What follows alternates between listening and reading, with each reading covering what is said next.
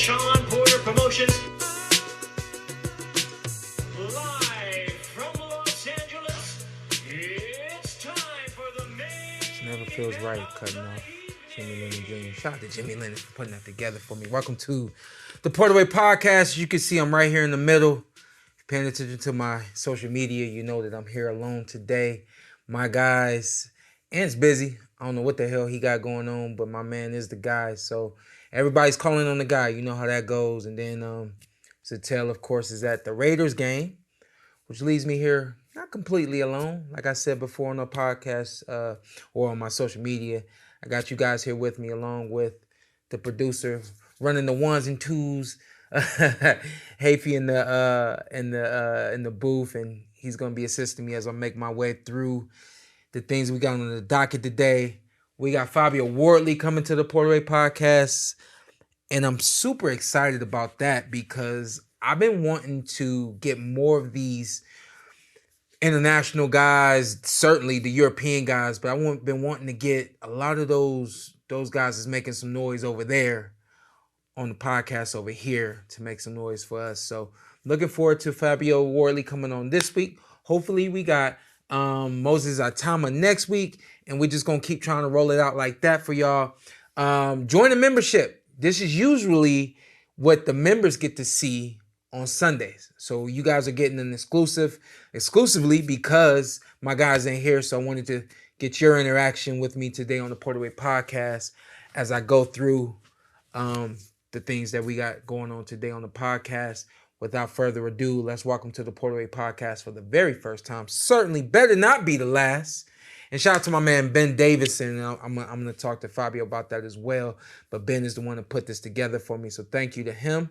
And welcome to the PorterWay Podcast, Fabio Wardley. How we doing? We good? No. You tell me, sir. How are you doing? I'm riding high.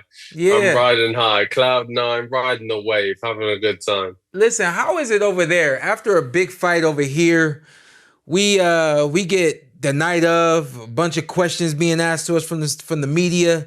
Maybe a week, maybe two of damn near everybody in the city recognizing me, knowing who I am and what I just did and things of that nature.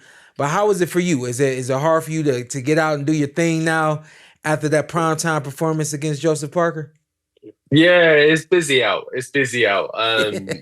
Wherever I go, wherever I do, I'm from Ipswich. It's not a London. It's not a Manchester. It's not as big. It's not as obviously vibrant and stuff. But very close knit, quiet community. But they know what I've been up to. It's a place that's been supporting me for very long. So after the fight, I've just been doing usual people stuff, going to the shops, run around. The baby still needs milk, nappies, diapers, whatever else. I've got to go to the shop and grab them, and I'm getting stopped, and people are praising me and saying how good the fight was and whichever else. So yeah, I'm very much feeling the love all around. Did I just hear you? How many?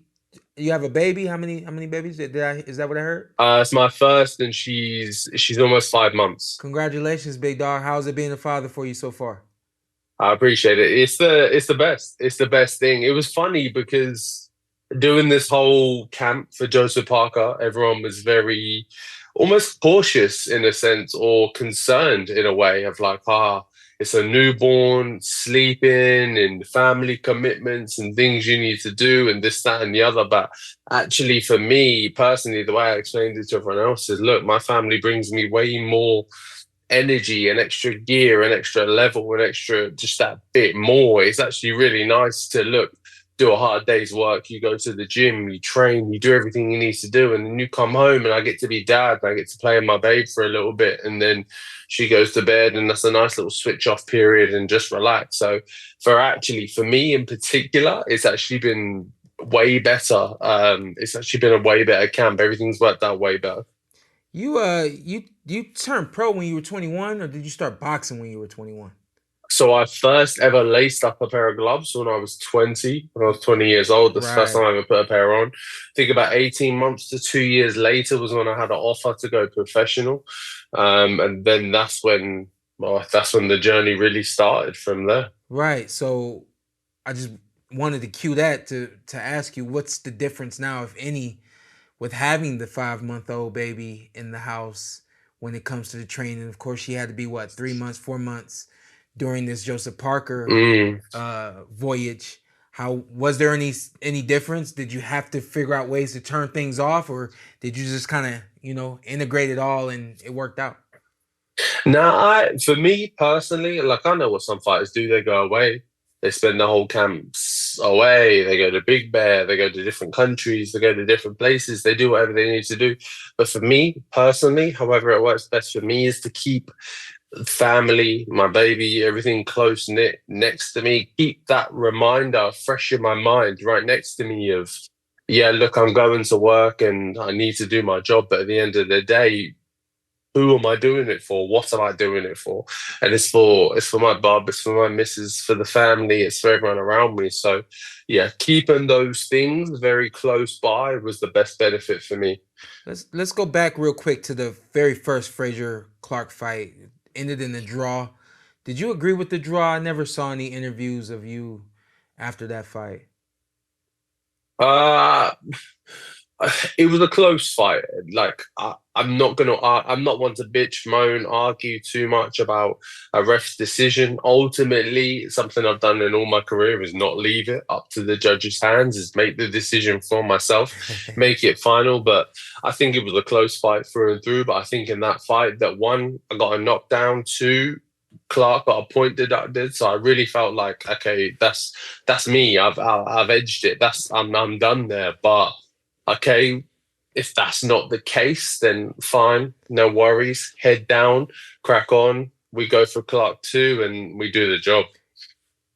And you do the job in an amazing way. I'm looking at your record, 20-0 with 19 KOs. The second fight, I love rematches because I feel like there's so much more that can be said in the lead up to a fight. There's so much the anticipation for certain things. When the fight starts, to me, it started the same way the last one started. And I'm like, damn, y'all, don't nobody want to make an adjustment? Don't nobody want to do nothing different, And then boom, it just happens. Reminds me of when Deontay Wilder, he rematched Stavern. Stavern. And in the second fight, he comes out, blitzes him, and it's done. Number one, because I know that there's been some comparisons between you and Deontay as well. Have you looked at that at all? Like, the way you did your rematch opposed to the way, Deontay did his, and just kind of a number of things from there. No, I didn't look at comparisons between kind of how he did things and what I did. I knew that ultimately, me coming into the game so late, I'm a sponge. I learned. That's one thing I've proven throughout my career is that, okay, the performance, I get the win, maybe it's not the best, or even I get a draw, whichever way. But one thing that is evident with me that's very obvious is I learn. I look at what I do. I come out of a fight, I don't just analyze the opponent, I analyze myself. I look at me and go, hang on, okay, what did we do wrong there? What can we fix up? What can we change? And there was a lot we looked at in that first Frazier-Clark fight where we were like, okay, cool. We were doing some things here and they were hitting the right marks, but you were just missing them slightly by this and by that. And look, if you adjust this a bit, it will work. And if you disguise it slightly better, it will work. And if you adjust the setup, it will work, and things like that. So they were more so things going into the rematch that I was paying a lot of attention to. And I guess in a lot of rematches, people always pay attention to the opponent and go, okay, you fought this person, so now you know what they do in X, Y, Z, and you need to prepare for those things. But actually, for us and the team, what we looked at, we felt like we did pretty well in that fight. So actually, what we looked at was me personally. We was like, okay, what can you change? Because you were hitting some of the right marks. They just weren't 100%. They weren't bang on the money. So, okay, if you adjust X, Y, Z, then you're going to be right there. Move forward. You got Joseph Parker, and you were the underdog going into that fight. I was surprised that people didn't expect you, or the landscape of boxing thought that Joseph Parker was going to win this match. I guess just to kind of give it some context, I did understood entirely the kind of tear that he's been on had been on recently with this comeback and, you know, really showing himself to be this strong guy that's just a better boxer than he was in previous matches. And I thought, even though I was hoping that Joseph Parker would win this fight, I'm a big fan of Joseph Parker's, I had a feeling that you were going to win this fight. Were you surprised that you were the underdog in this fight? You weren't expected to win this? No, look, being the underdog, especially in this fight, I was not surprised in the slightest. Because look, you know the run, if you're looking specifically, the last 3 fights that Joe's been on. You know their names, you know how well he performed in those fights, what he did and everyone, and then where he was pushed to in the rankings and things. You know, he was pushed to number 2. You can play with Caballero, maybe number 3, however. But he's up there, 1, 2, 3, top of the division. And then you get Fabio Wardley, you get me, I pop up at the fight versus him, and there's no expectation on my part of me to really perform in any way, really. A lot of people thought I'd be done in 2, 3, 4, 5, 6 rounds or whatever before the second half of the fight started. A lot of people thought I'd be done out of there, finished. So no, the everything kind of falling his way, him being the betting favorite is something we very much expected when we asked for the fight, and obviously all the way through it's something we knew was going to come. I've got a couple of questions. I don't know. Do you watch the PorterWay Podcast, man? If not, we cutting you off right now. I'm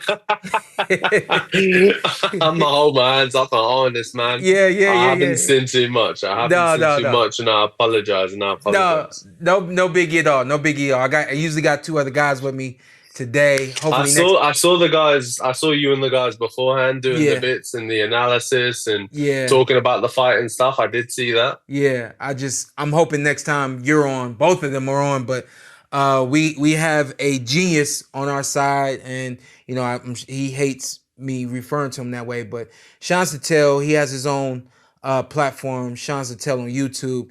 He shot me a bunch of questions, and I want to run down the list because I mean, like, they're just fantastic, and he set them up beautifully for me. So he's got one for the fight that you had with Joseph Parker. What made you want to fight him, and what skill sets do you have that people missed?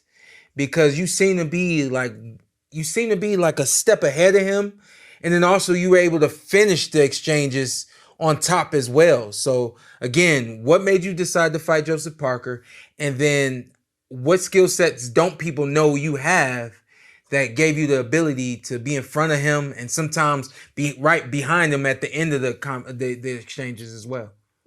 So initially we picked Joseph Parker because obviously coming off the Justice Hooney fight, for me, again, by my own admission, by my team's admission, the performance of that wasn't great. It wasn't fantastic. It left, again, to the broader public of boxing, it left a few question marks around me of, okay, he was getting outboxed all the way through the fight. He probably should have lost that when he steps up to world level. He's just going to be outclassed. He's going to be outboxed. He's going to be beat. So me and the team sat back and we said, okay, cool. It's time to show something. It's time to prove something. And what's the bigger point to prove than take on the number 2 in the division, Joseph Parker? Look what he's done. Look at the people he's taken on. If we take him out, there's no more question marks. There's nothing else left for anyone to say about us. So that was the reasoning for picking him. And then in terms of skill set for myself and the things that I think I excel at, or at least do very well at in an area, I think I'm very good at judging moments, situations on the fly. Don't get me wrong, me, the team, Ben Davidson, Robert Hodgins, Lee Wiley, me and my coaching team, we plan meticulously for a fight. We identify, we look, we plan, we look up and down. But also I have an innate ability to look at something in the moment, in the situation, and go, okay, this doesn't work. I need to make the adjustment, and I can pick the adjustment in the moment, in the fly, and on the situation. again, a very short, brief, obvious example was with the Joseph Parker fight. We planned a lot to get a straight right hand off, either following that with a left hook right hand or following it with a jab right hand. And a lot of those, he was tucking down and guarding full guard and dropping down. So a lot of those were flying over his head. So the immediate adjustment for me in the moment on the fight is to go, okay, cool, let's do the same thing, but let's pick them up through the middle. Let's pick an uppercut instead. And they seem to work perfectly on the night, and they were hitting very well. But they were adjustments I made on the fly. So I think that's something people, with me at least, aren't necessarily aware of, that I can identify situations in the moment, in the situation, and go, actually, okay, we need to make this adjustment, and I can make it. Are you aware you need more defense? Yes, I'm very much aware. I'm aware. My mother tells me, my missus tells me, my family tells me, my team tell me, like, don't get me wrong, it's all good and well having a good chin, good head. I can take a shot, don't get me wrong, but it's never plan A. We need to adjust and do some things. But like you saw in the Parker fight, there were some adjustments made. The shoulder roll was working. I was returning, I was countering and things like that. So we're building, we're learning. It's part of the process. It's part of the process. My dad would say, he was, you getting hit too much. We ain't gonna do too much more of this if you getting hit like that. You know what has Ben Davidson said to you about, you know, some of those big shots you get hit with? He says the same thing. His main line with me is, I need to stop switching off.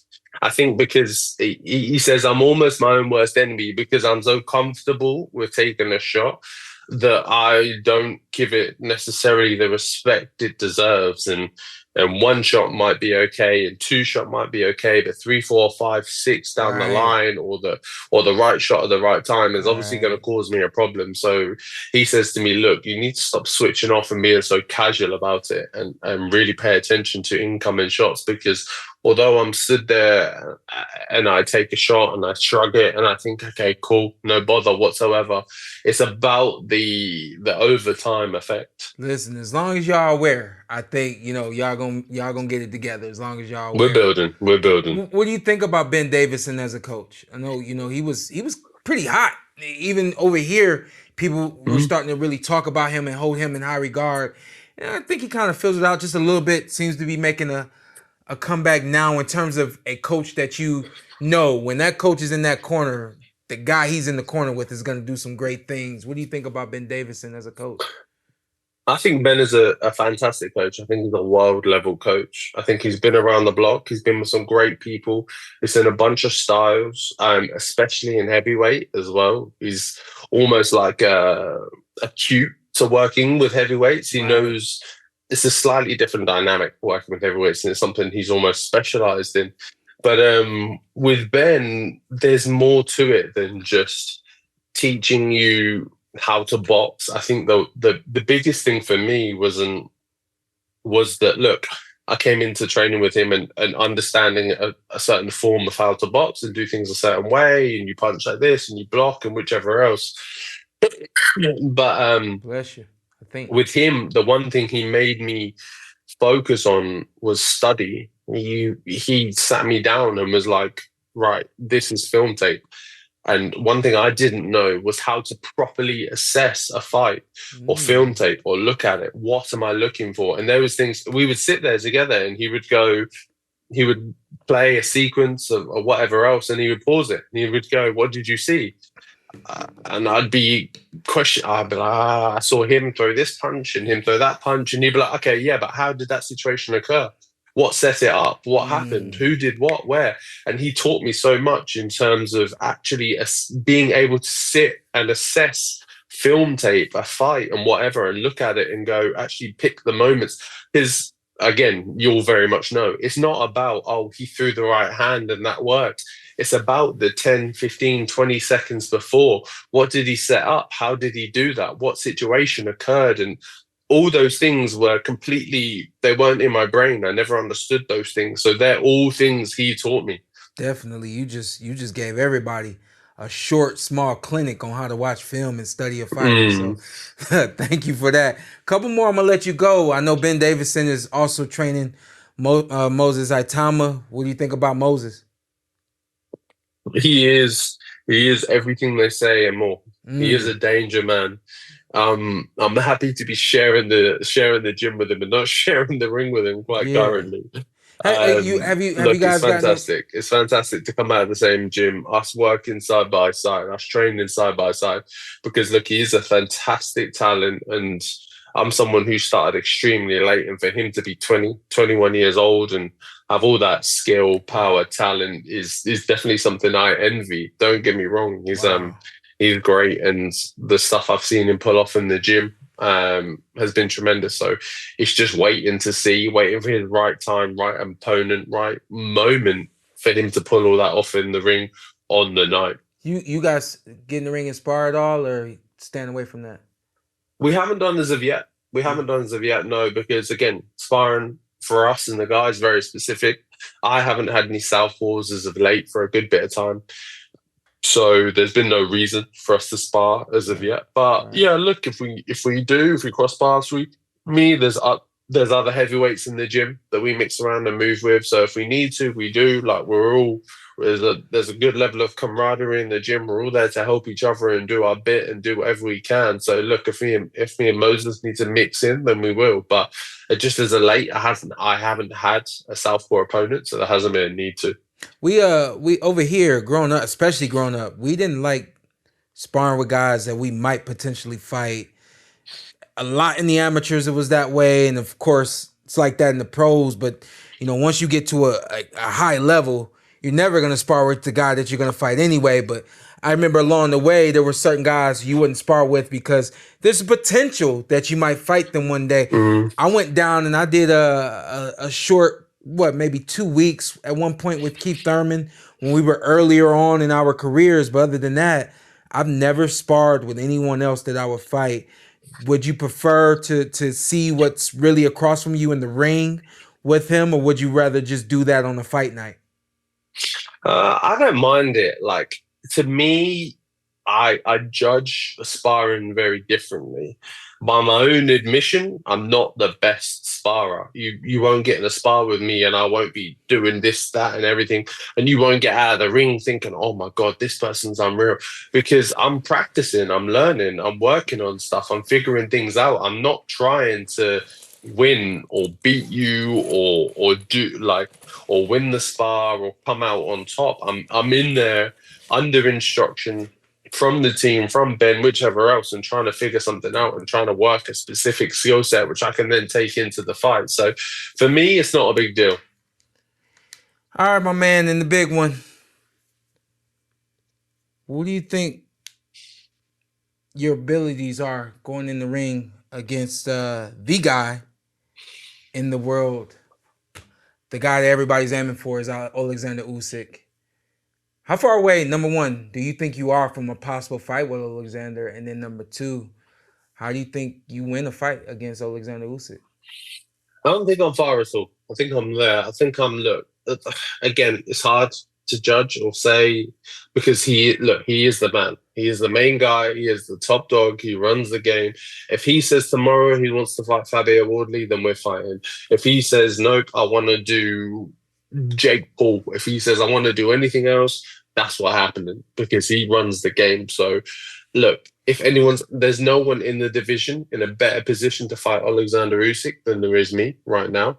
But look, I'm not naive, I'm not stupid, I'm not ignorant to know that there's a skill gap between us. He is what he is. He is a generational talent. He is a great boxer, but he is also still a man. He's still a man with 2 arms, 2 legs. He bleeds blood. He can be got to. Now, don't get me wrong. That's not to understate that it is one hell of a task, but he can be got to. And if anything, I've proven one, no matter the situation, no matter the thing, I defy the odds. I always find a way to win. And one and the other, I can. If I hit you, you will be hurt. You will feel it. You will know about it. So, look, them 2 things together give me one hell of a chance. All right, I got a couple from the chat for you, big dog. I got Claymore Rain. He says, he says, salute to Fabio. Congrats on your victory. Great adjustments, champ. Do you think the experience in your last fight with Just Steve prepared you and your pedigree, pedigree wise to be patient with your game plan? And he's referring to the fight that you had with Joseph Parker.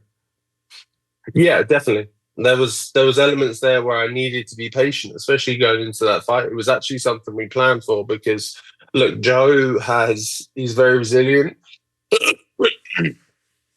He's very resilient. He's very tough. He's been down in fights before, but he's 9 times out of 10 he gets back up and goes again. So we knew that we had to plan for him to go down once, come back up, go down twice, come back up. Were you surprised at some of those punches that he was able to stand up to? Yeah, I was. I was letting off combinations, thinking, hang on, why are you not going Why down? are you still here? Sorry, I apologize. Yeah, why are you still here? Yeah, I was hitting him thinking, like, everyone else has gone down. Where are you? Why are you not going down? And then here's one more from Sean Zattel. He says, can you break down for the folks what you said about the era previous to you compared to the one you're a part of right now? You said on your birthday you couldn't compare to that era. Yeah,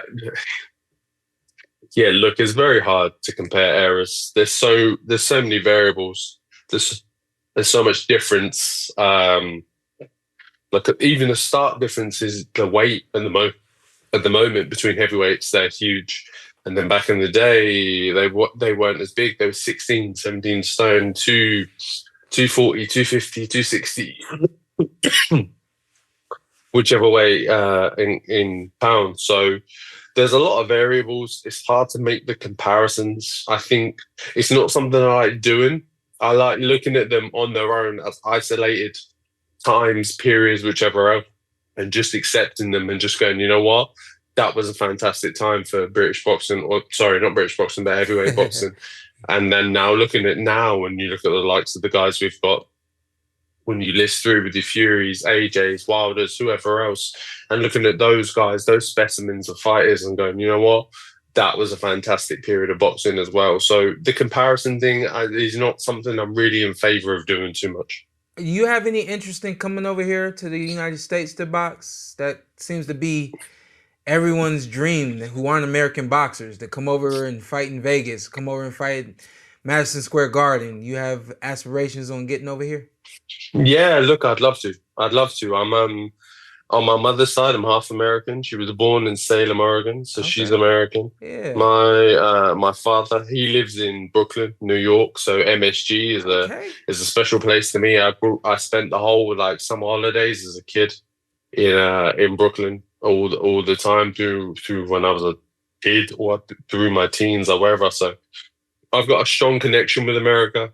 Yeah. My family in Texas and all over. So I've been there a bunch. I've spent a bunch of time there. So it is definitely something I'd like to do. It's a venue I'd very much like to box at. I'd like to fight at, but right opportunity, right time. I said this while I was watching your fight with Joseph Parker. I said, if we had heavyweight matches like this going on in the United States, boxing would be in a much better place here in the States. I saw. Man, you really, both of you guys really put it down, especially you. Obviously, you being the winner, but you stayed ahead of Joseph Parker for a majority of that fight. Congratulations with that fight. Last thing before you go, Pat McCormack. I'm gonna say the name one more time, Pat McCormack. I've been on Pat McCormack. I got a chance to see him up close, broadcasting through the Olympic Games in 2021. He was on the 2020 team. A lot of people in the United States don't know about Pat McCormack yet. Come on, man. Tell everybody what Pat's about. 147-pound fighter, I believe. Welterweight. Yeah, tell everybody about the welterweight to fear. I'm going to say it right now. The welterweight to fear in the future is Pat McCormack. How long are we away from that future? And tell everybody what you think about Pat. Yeah, look, he's special as they come. One of the most special British talents we have produced in years and years and years and years. He's as sharp as a razor, quick as lightning. He's precise. He's clean. He's particular. He's meticulous. Like he's all the positives. He's got it all. All the things are right there. He's obviously in a bit of a building stage at the moment. Obviously coming through. He's got a good fight coming up with Conor Walker. One everyone should pay attention to because Conor Walker is a very good British fighter who comes forward, very fan friendly, very gets involved, but. I know, Pat just has the skills. I think that's the best way to explain him. There's not much that Pat can't handle, right? So let's 100%. Make sure. Yeah, just wanted you to kind of put a cap on that right there. But I appreciate you for joining the PorterWay Podcast, and we'll keep up with you, my man. Good job. Work on that defense. And I'm being funny, but honestly, man, in all seriousness, this is what I tell people. The heavyweight punch is different from any other punch. What you get in welterweight, you get it from some middleweights. In welterweight division, you get a lot of speed, a lot of quickness, but you also have power. That's why the welterweight division is so fun to watch. The heavyweights who have the speed and the power like yourself, you guys are fun to watch, but at the same time, you guys take a lot of damage, and that damage adds up. So, my man, please be working on that defense, and everything else is going to come together for you, my man.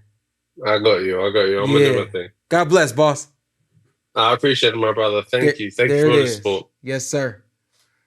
There it is. And again, shout out to Ben Davidson for putting this together. We should have Moses Itauma next week. Hopefully the boys being here when I get Moses on the show, and we'll have a good time with him as well. Great insight coming from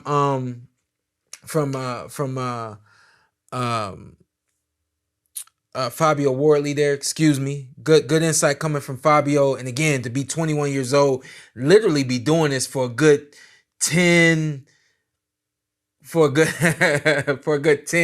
or so years now. For him to be where he is already is it's amazing. I think has a lot to do with him being an English fighter. And what I mean by that is, the prestige that boxing has in England, it guys that the road just isn't as long as it is over here. It's a little shorter usually for a heavyweight that is marketable, exciting, and fan friendly and all of those things. So he's certainly done a great job for himself. And I think again, him having the ability to be an English heavyweight only helps his cause. I look forward to a fight between him and Moses Itauma. Not gonna front.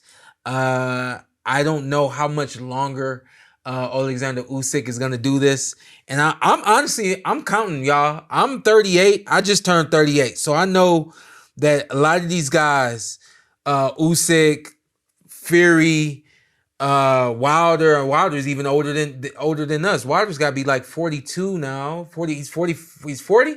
40. He's 40 now. So a lot of these guys, man, they're coming to the end. So when it comes to someone like Oleksandr Usyk, and the question once upon a time ago was, is Oleksandr Usyk going to retire undefeated? And the consensus was, yeah, ain't nobody gonna beat that man. But I hate to say it, that thing that everyone says is that Father Time is undefeated.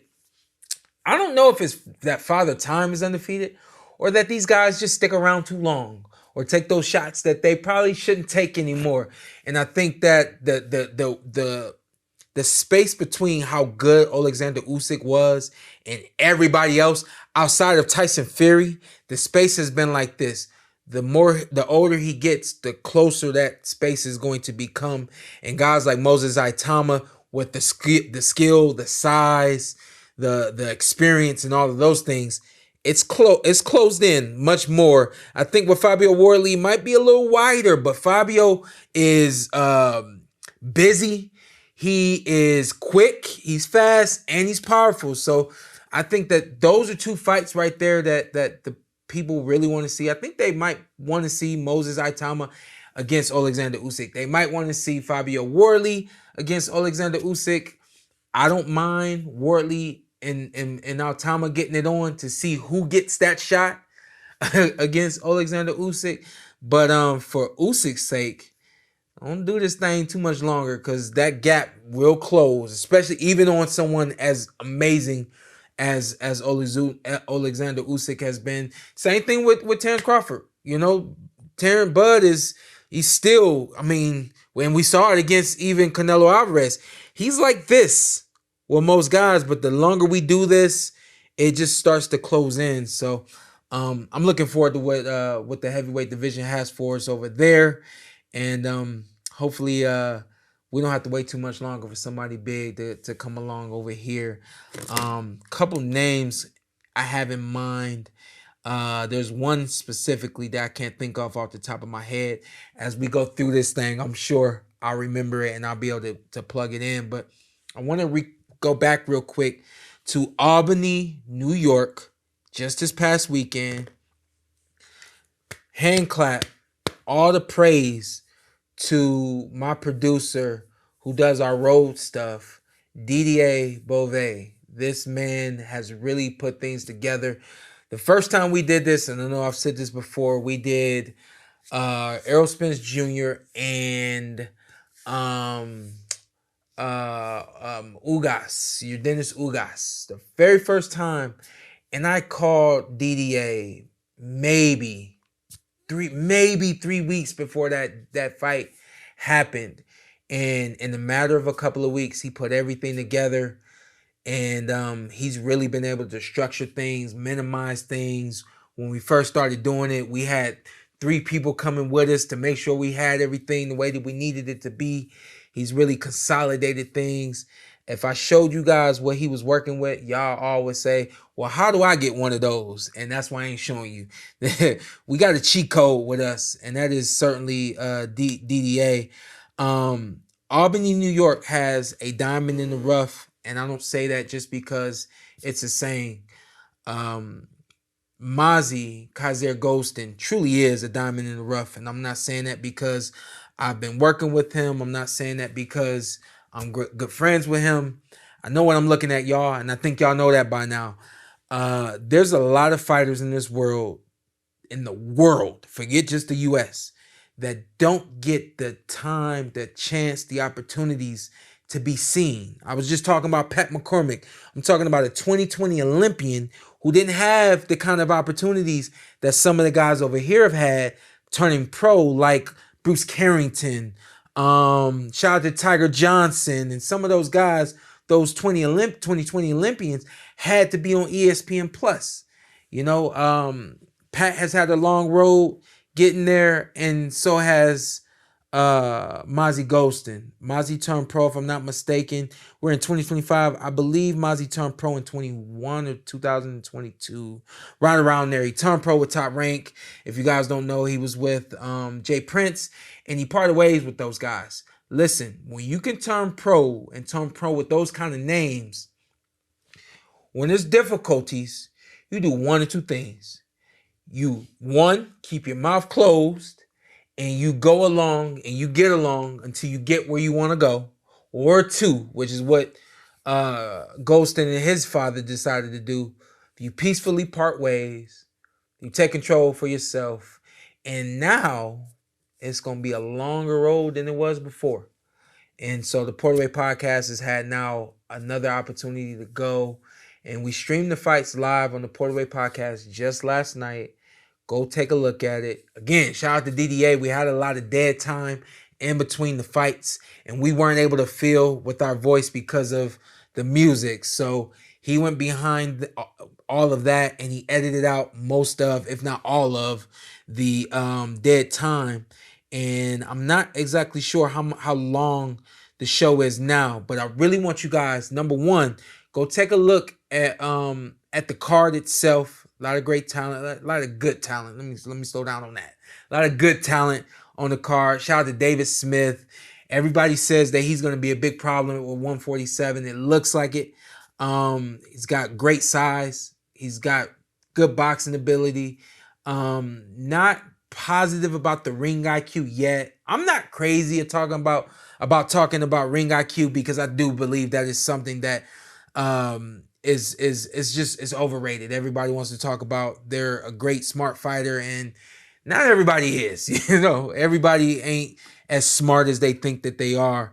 I got a question right here. I'll get to that in just a second, but you'll have an opportunity to see David Smith, see what he's about. And by my estimation, David Smith could be 2 years away from making some serious noise in boxing. We're going to do the best that we can with the PorterWay Podcast to expose him to the boxing world so that everyone gets more familiar with him. And then Mazi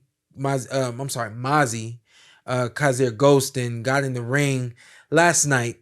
Listen, his opponent, as I was told, coming from California, made it to Washington, D.C., and before boarding that plane to get to Albany, New York, he calls Mazi's dad and simply tells Mazi's dad he's not coming. And I'm not really sure what that back and forth was like, but at the end of the day, the kid did not get on the plane. He rebooked his flight to go back to California. And number one, it's a shame that fighters will do something like that. You take on a challenge. You know what you're getting yourself into. You know you're going to somebody's backyard. You know you're the B-side. You know you're coming in to simply be that showcase. Either take the fight or don't. And I think that, this kid really did a disservice to the card and to Mazi and his team and all that kind of stuff. They were able to carry forward with the fight because guess what? The co-main event, his fighter didn't show up either. So we had Ray J. Bermudez and Kazir Mazi Ghostin do a 4-round exhibition match. And if you watch it, y'all might know because I told you that it was an exhibition match, but you probably don't know if you turn that off and you just watch it. Both those guys, they respectfully didn't really compete. They respectfully showcased their skills against one another, and they kept it pretty safe. Unfortunately, Mazi did get a cut at the end of the fight, headbutt, and I'm like, damn, like we had 3 minutes left, Go take a look at it. Furthermore, the other thing I want you guys to take a look at is what the PorterWay Podcast has the ability to do. Again, there's a lot of promotions going on around this country, and nobody knows about them. If you need streaming, if you want your fighters to be seen, if you want a platform to showcase what you have in your city, in your state, the kind of talent that you have, just shout out to the PorterWay Podcast. Hit us up on Instagram. Hit us up on Twitter. Holla at Ant. Ant always get the job done. And let us know if you want us to come down. We'll talk numbers and all that kind of stuff. We're not busting nobody in the mouth. I just want to make sure that you guys know that this is not something that the PorterWay Podcast is just doing when we want to do it. We're available to do it whenever you need us to do it. So we certainly want to become a home to local boxing that does not have streaming. And we are equipped to do it. I'm excited about it. So, of course, is DDA. And all that being said, shoot me some questions, y'all. And we got a good, maybe 20 more minutes before we get up out of here, before I do my motivational message. And then we done. I got 1984 Mendoza JM. What up, Sean? What up? You think Spence makes a comeback? And he's a Texas rep. I'm getting to the point where I feel like he's not going to make a comeback. I respect all fighters, as y'all know. And if you don't know, I'm sure people know that I'm friends with Terrence, and I'm because I know people expect to see Bud on here way more than they do. Bud comes to town, and he's training here and stuff like that. And I'm like, I don't want to use my friendship with him to get him on the show and stuff like that. I'll pick my moments and I'll pick my time. So saying that to say, I saw Spence at a wedding just a couple of months ago. Shout out to Tommy, been married now for a couple of months. And Errol happened to be the best man at the wedding. We talked for a minute, but I didn't ask him any questions about boxing. He looked good. He looked like he's, carrying the weight pretty well wherever he's at. And I know in the past we've seen him, balloon up. We've seen him be a little, chubby, thick, whatever the case may be, as we all do at some points in the neck and that face area. You guys know how I go. I didn't see that when I saw him at the wedding. So I'm like, okay. And then we were hearing the rumblings of a Fundora. when I think fighters get to a point where they want this, but they haven't been performing there. And I think that might be the case with Errol Spence Jr. Certainly was the case in my opinion, with Keith Thurman and also with Danny Garcia. I feel, even though they did battle injuries, I felt another big part of that was they wanted big pay against lower opponent. They didn't want to come back and get big pay against a big opponent. It's a part of the game. And I got a feeling that that's what Errol's looking at right now. I think Errol's looking at how can I, get the money that I'm used to getting. And, for the sake of words, he's got to get his feet wet again. He's got to see how he feels in, game night. And as far as I know, he still doesn't have a coach. So there's a lot of things lingering right now with Errol. I'm not sure if he makes a comeback. This, unfortunately, is the one thing that I do know. Most fighters walk away until they have to come back. And usually it's the finance situation that brings them back. Certainly hope that doesn't end up being the case with Errol. If I had to bet on it right now, I would bet that Errol makes a comeback. I would bet that Errol makes a comeback because what we saw from him in his last match against Terence Crawford, that was just how that fight went. But at the end of the day, and we can tell by how he kept getting up, that ain't who he is. And he ain't going out like that. So that being said, I guess I said a whole lot. Yeah, Errol comes back. If Errol don't come back, then that, to me, that means he's good with where he's at. And like I always say, if you good, I'm good. I'm certainly not going to force the kid back. Not, you're not a Hall of Famer. You're not this, you're not that, anything like that. I let people be where they are. You show me any different, and I respect you for whatever it is that you choose to show me. But Errol makes a comeback. Long answer right there. I hope you appreciate that. 1984 Mendoza JM. Let's see what else we got. We got Vergil Ortiz getting in the ring this weekend with Erickson Lubin. The card from the bottom up. Shout out to Eric Priest. He's making his next. He's gonna have his next match. I'm gonna pull up his box rec real quick. I like Eric Priest. I felt like his last fight going into the ring, I actually thought it was a fight that he might drop. And it was Luis Arias.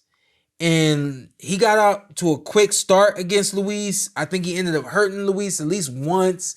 And then the fight ended up going the way that it went. But he showed a lot to me. He showed heart. He showed patience. He showed maturity and things like that.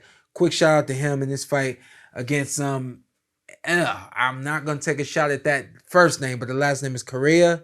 Amari Jones having his next fight. I believe Amari is now 4-0. He might be 5-0 now. See if I can pull it up real quick. You guys know that I'm big on the Olympians. I'm big on that experience.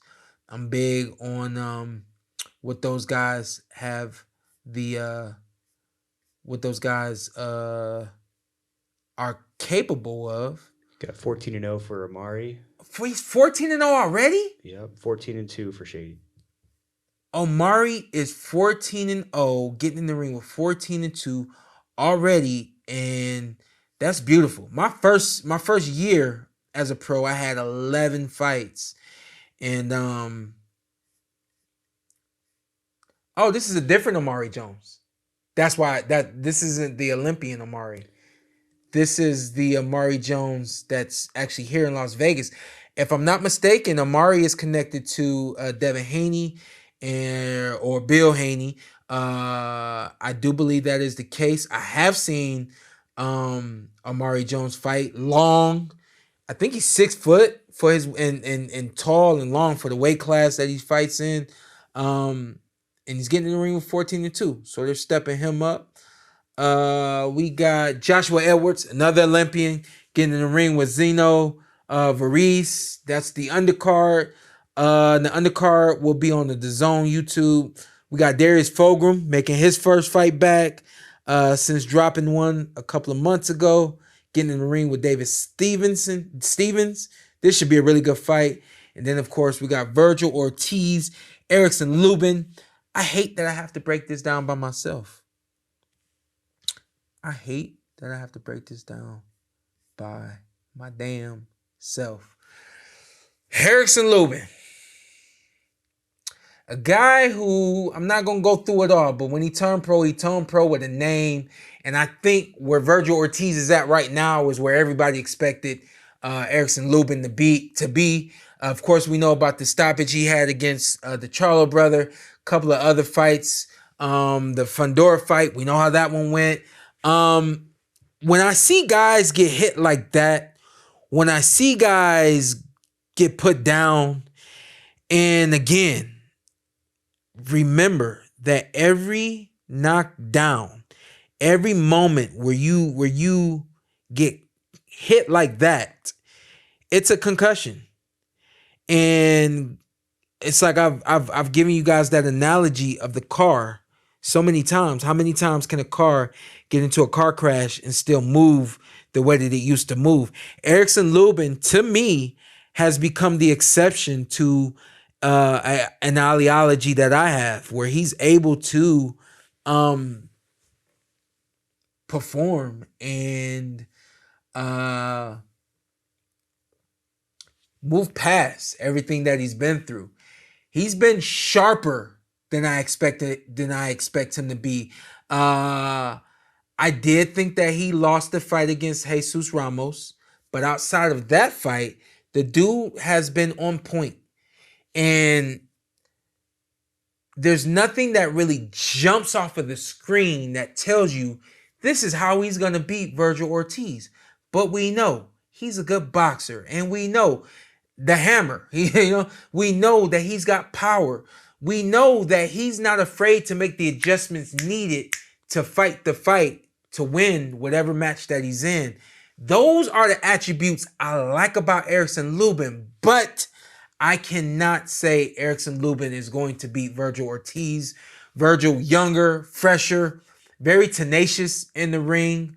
That is one thing that I think Lubin is going to really challenge. We're going to see how well Vergil Ortiz can maneuver and move, cut off the ring and things of that nature.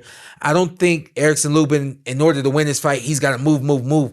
I bet a lot of y'all think that, but that ain't the case. It's never the case with any fighter where you have another fighter that's aggressive, and the only way that you can beat that guy is by moving and outboxing him. I think Erickson Lubin, I'm probably not wrong. Their game plan is to start the fight by boxing. Their game plan might even be to start the fight by getting that respect.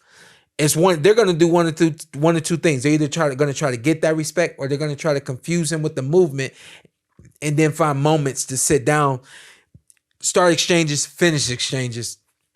But all that said, Vergil Ortiz, very explosive.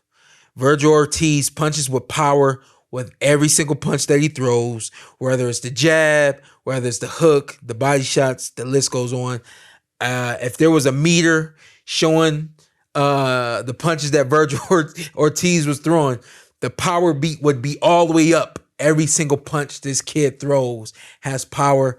And that's an adjustment that I've been waiting to see from Vergil is, can you reduce the power, punch with more speed to set up the power? But yeah, all that being said, I just think that Vergil Ortiz is the guy who is tenacious, aggressive, not willing to back down, still young enough to be dumb enough. And what I mean by that in a very respectful way is he's going to just keep going at it. He's not going to, he doesn't have the, or at least I don't think that he does, have the kind of style to take a step back and be a counter puncher. Take a step back and, step over and try to line up a different angle and things like that. He's the kind of guy that, like I said, dumb enough to just keep doing it until it works for him. And we've seen that happen so many times that it's really hard to bet against, especially when we've seen Erickson Lubin go down. We've seen Erickson Lubin get hurt. We've seen Erickson Lubin even stopped. So I hope I did that breakdown justice. I think that Vergil Ortiz beats Erickson Lubin. If you guys don't know me well enough by now, you should know that I always root for the underdog. Yes, I am rooting for Erickson Lubin. Before I'm rooting for Erickson Lubin to win, I'm rooting for a great fight. And who do I think has it in their hands to make this a great fight? I think it's Erickson Lubin, because when you got one fighter that's used to getting their way, is aggressive, and this is how I'm going to get it done. When you present obstacles and you make it hard for him, a lot of times when you're like an Erickson Lubin who can do that in a way and be effective doing it, it makes the fight that much better. So I'm rooting for Erickson Lubin. I'd like to see him win. I'd like to see him show himself and become everything that everyone thought he was going to be. I don't think that's the case.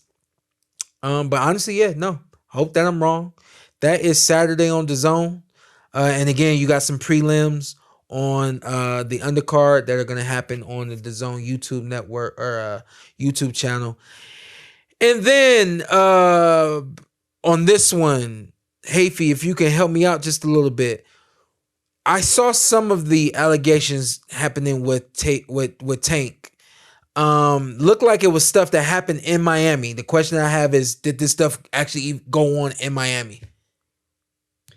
I'm not sure. I just know that there's new allegations out right now that put the fight in potential jeopardy. Yeah, the fight is in potential jeopardy, and it's funny because we were setting up for the show yesterday, and we're all under the impression that the fight's called off, and then that light bulb comes up over your head and says, well, it is social media, so don't run with it. But, at this point, the only thing I can say is actually two things that I can say. Number one, of course, it's unfortunate that these are some of the obstacles in front of unbelievable talent such as Tank Davis. I'm going to turn around so I can read that unless you want to read it. Yeah, the headline is sources Jake Paul seeking potential replacement for Gervonta Davis fight. The YouTube stars team have made an offer to Ryan Garcia and is considering other high-profile names with his November 14th bout in limbo. This is on Sports Illustrated. Ryan Garcia, that fight won't happen. At least I don't think it will. I don't know. The kid he's crazy enough to do it. And what I mean by that, when you don't have anything on the docket, it depends on who you are.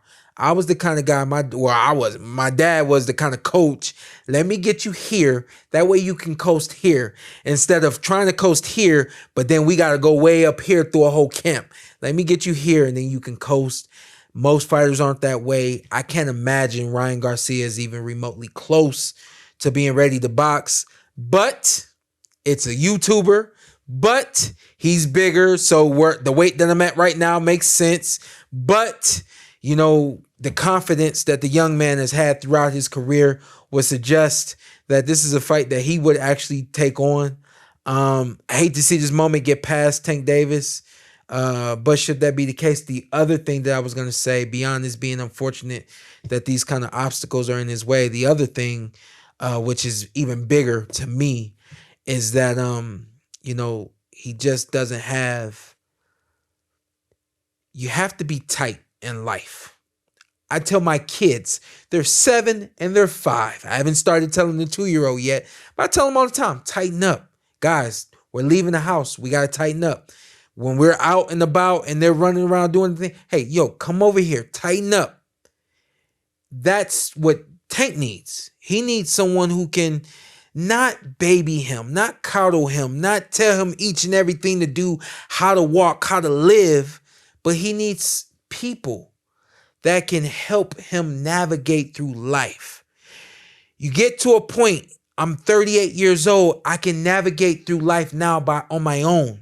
I've been able to navigate through life on my own, for a number of years now, but it was because I had my dad and I had my mom. They're giving me the right information to get me to a point, just like I said, that level where I can coast, where I can navigate on my own. There's going to be moments where you dip down, and when you dip down, there has to be someone there to help lift you up and get you right back where you are. I feel as if Tank has been at whatever level he's at on his own, and he's been doing it all on his own. And I hope that I'm not wrong. If I am, and and I'm doing a disservice or disrespect to anyone that is guiding and helping guide, then please, just amp it up a little bit, because for Tank, again, for a great talent like this is not how he should be ending his career. These are what we call twilight years of his career. Hey, how old is Tank? Is Tank 31, 32? Let me check. 30? Let's see. He is 30. Yeah, he's 30. And my point is, while most of y'all still believe that a fighter is in their prime in their 30s, I'm inclined to believe a fighter's in their prime closer to 35. And if healthy, they're in their prime between 33, 34, depending on the fighter. Could be closer to 30. Moses Itauma, 21, and is on a different level. We didn't always see Oleksandr Usyk at the level that he's at now. It takes time to get there. So the kid is literally coming into his prime. And to be coming into your prime and having these kind of obstacles is unfortunate. I'll be praying for the kid, and I just hope that he's able to overcome. In order to overcome, you got to believe in yourself. You have to create a game plan. You have to have strategies. It's just like life, man. It's just like boxing. It's just like life. And when you create that game plan and those strategies, guess what? You get your team, the people around you that are going to help you execute. And it's one day at a time. That's what camp is. Camp is one day at a time. One more thing. And I think this is funny. I shot this to Zatel. And Zatel, this is how we're going to end this episode. We're going to end this episode with we're going to honor Sean Zatel. I asked Zatel what he thought about the Benavidez Yarde card compared to the Pitbull Cruz and Lamont Roach card. Which one is better? Because that's, been one of the rumblings that, one card is, which card is better? Sean Zatel. And this is how we're going to end this show today. You good with that, right? All right. This is how we're going to end the show today. He said, I would say Benavidez versus Yarde is better. He says Abdullah Mason is his first title shot, and it's against a puncher. He says Haney and Norman is the best fight for the rest of the year. Can't argue with that. Well, you might be able to. Both guys got to perform. If both guys perform, also on this Benavidez Yarde card, he says Bam Rodriguez might be top 5 pound for pound. He's in a unification bout. Big deal. But there it is. He said Benavidez is a can't miss TV. He's the headliner against an aggressive guy with some power. And then he was kind of quick on Roach and Pitbull. He said Roach and Pitbull is fun. He said neither guy is on the pound for pound list. He says Lara is old. Respect to Lara. He says Foster versus Fulton is good, not great. And then he says Mosley versus Ramos. So that's Shane Mosley Jr. versus Jesus Ramos. He says it's okay. So there it is, y'all. We got 2 really good cards coming up. One slightly better than the other. I think there's no doubt that the Benavidez Yarde card is better than the Pitbull versus Roach card. The only question mark on that card to me is Norman and Haney, and it's because I don't know what Haney is going to look like. If Haney, I'm telling y'all this, and this is how we ending the show, and I told the guys this when I was out in Albany. Shout out to the barbershop. I don't remember the name of it. Don't remember the name of the barbershop, but shout out to the barbershop we were in. Shout out to Sincere. What's Sincere's platform? Dag. I can't think of it right off the top of my head. I'm I'm going to get you guys that as well because this kid is doing some amazing things. He's right there from Albany. He's got a great platform.